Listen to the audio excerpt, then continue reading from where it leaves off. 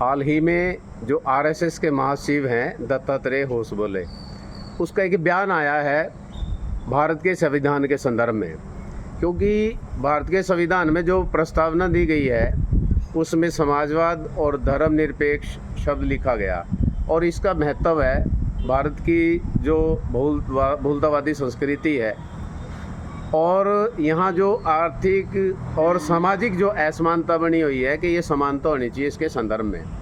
लेकिन जो होसबोले है उन्होंने इसको ख़त्म करने की बात की है। मार्क्सवादी कम्युनिस्ट पार्टी राज्य कमेटी हरियाणा इसकी कड़े शब्दों में निंदा करती है, और हम ये भी मानते हैं कि जो आरएसएस की जो मानसिकता है, जो उसकी विचारधारा है, वो जनता के सामने उजागर हुई है।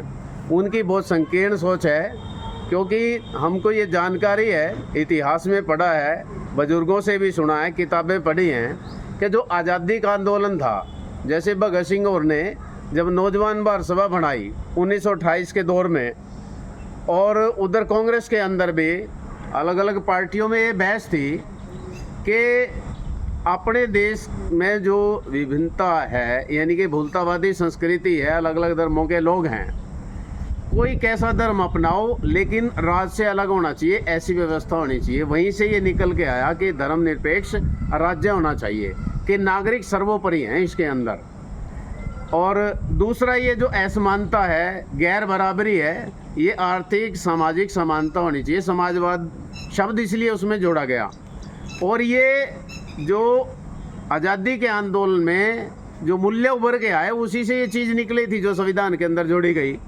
लेकिन जो आरएसएस है वो नहीं चाहते कि यहाँ पे जो बहुलतावादी संस्कृति है ये कायम रहे, यानी कि अनेकता में एकता रहे देश के अंदर।